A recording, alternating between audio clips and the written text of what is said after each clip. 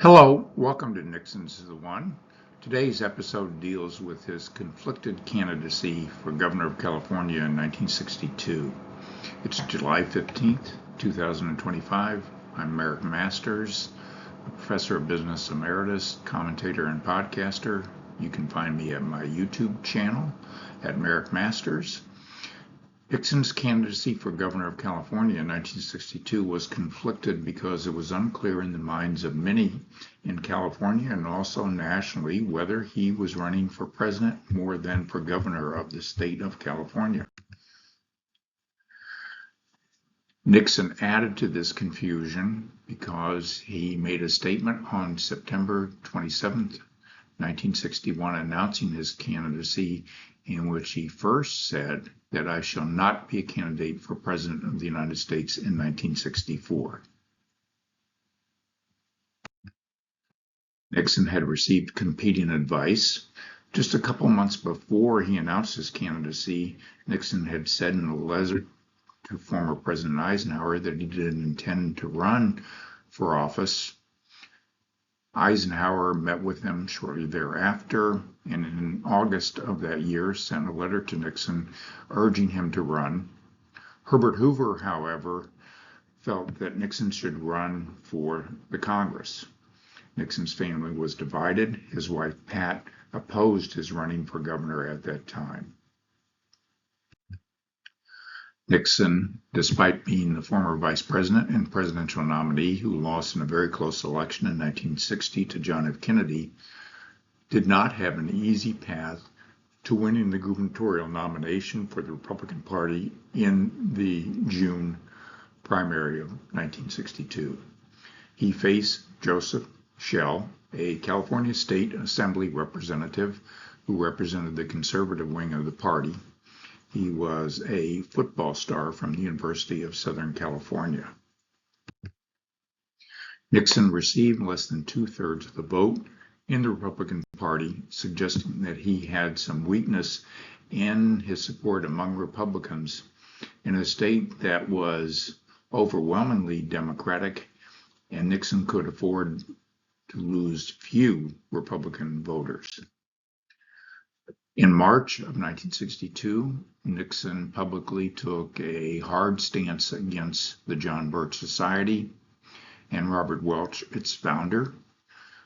Welch had accused President Eisenhower of being a closet communist.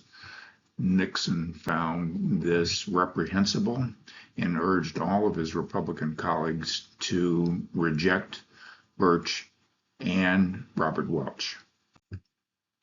Nixon ran an aggressive campaign, traveling widely across the state, speaking to a variety of different groups, and conducting a variety of telethons in which he tried to get his message across. In the process of campaigning, Nixon also tried to get the incumbent governor, Pat Brown, to debate him. Brown proved elusive. They did hold a joint press conference in early October, which probably did neither candidate very much good in their campaigns. Nixon had planned his campaign to gain momentum in the weeks leading up to the election. Toward the end of September, his press secretary announced that a private poll taken by the campaign showed Nixon with a slight lead, but that 20% of the voters were undecided. Nixon's effort to gain momentum was interrupted, however, by the Cuban Missile Crisis.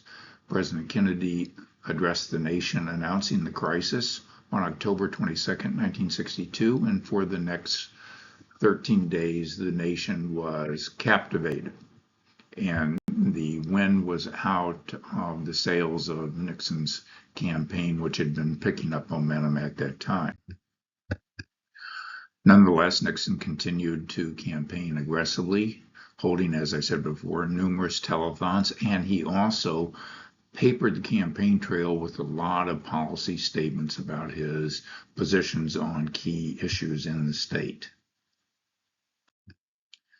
Nixon was defeated by Pat Brown on November the 6th by nearly 300,000 votes. The day after that, in a memorable press conference, Nixon made his famous statement that just think how much you're going to be missing. You won't have Nixon to kick around anymore because, gentlemen, this is my last press conference. Nixon's comments provoked a lot of outcry among the populace. It was resoundingly criticized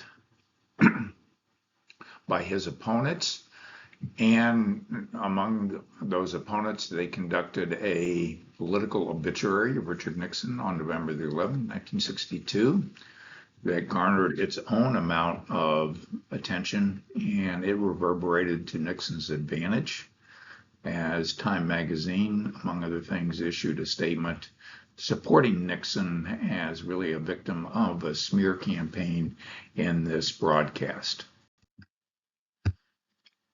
Nixon, while clearly defeated in 1962, embarked on a strong campaign of rebuilding himself in the public eye over the 1960s, and he got poetic justice in 1968, winning the election on November 5th of that year. And former Governor Pat Brown, who lost to Ronald Reagan in 1966, issued a letter to Nixon congratulating him on his magnificent comeback.